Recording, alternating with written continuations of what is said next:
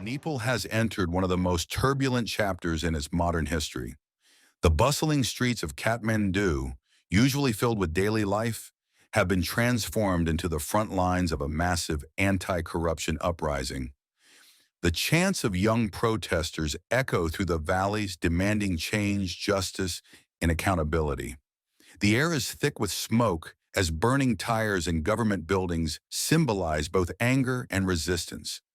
And at the heart of this turmoil lies one man, Prime Minister KP Sharma Oli, who has now been forced to resign. This is not just another political shakeup. It is a moment that will be remembered for decades, a moment where the people of Nepal stood up and demanded to be heard. What began as outrage over a social media ban quickly snowballed into a national movement. For many young Nepalis, that ban was the last straw in a long list of frustrations. Social media had become their platform to expose corruption, share their struggles, and call out broken promises. Silencing their voices only fueled the fire of rebellion. The protests escalated rapidly. Defying an indefinite curfew, thousands of young demonstrators poured into the streets. If this incompetent and corrupt government resigns soon and creates an environment for forming a new government immediately, then today's movement will gradually come to an end. They clashed with riot police, stormed parliament, and lit tires ablaze in defiance. Police responded with tear gas, water cannons, and rubber bullets. But no force seemed strong enough to disperse a generation that feels betrayed. In just 2 days, at least 19 lives were lost, and more than 100 people were injured. Videos shared online showed injured protesters carried by their peers, streets littered with debris, and the parliament complex under siege. Prime Minister Oli, 73 years old and serving his 4th term in office, could no longer hold on. His resignation letter to President Ramchandra Paudel framed the decision as an attempt to help resolve the crisis politically. But in truth, the writing was already on the wall. Ali had become the face of a government accused of corruption, suppression, and failure to provide opportunity. The moment his resignation was announced, crowds erupted in celebration. Protesters flooded into the parliament compound, waving their hands in triumph and spraying graffiti across the walls. One message summed up their victory in bold orange paint: "We won." Yet beneath the celebrations lies a stark truth. Nepal is once again leaderless. Since the fall of the monarchy in 2008, the Himalayan nation has struggled with chronic political instability. In just 16 years, Nepal has seen 14 prime ministers, each promising reform, but few delivering real change. Corruption remains widespread.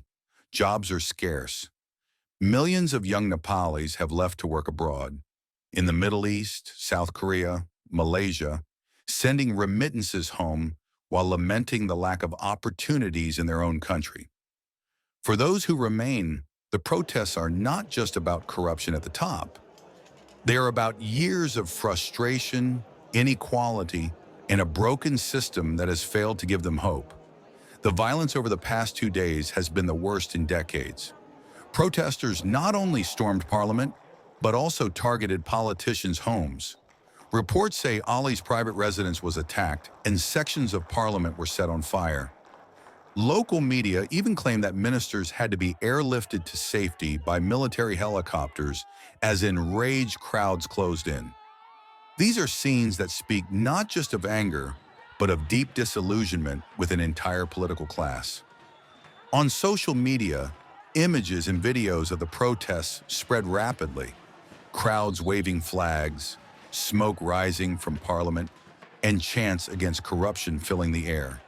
For many young Nepalis, these moments represent a turning point. They believe this uprising is not about one leader or one government, but about reclaiming the nation's future.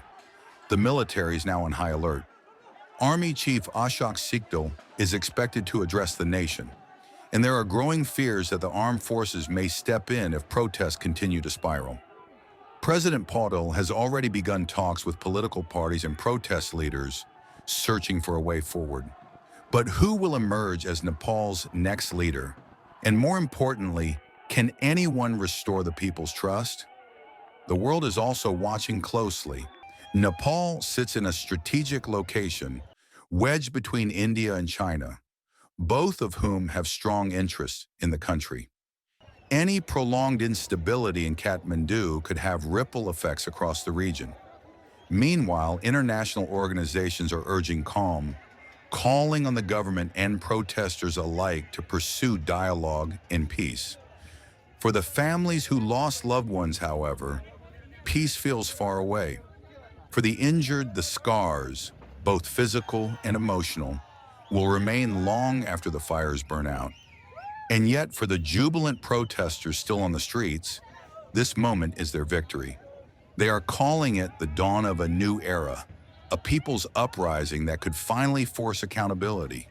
But there are difficult questions ahead. Will Nepal's political establishment listen?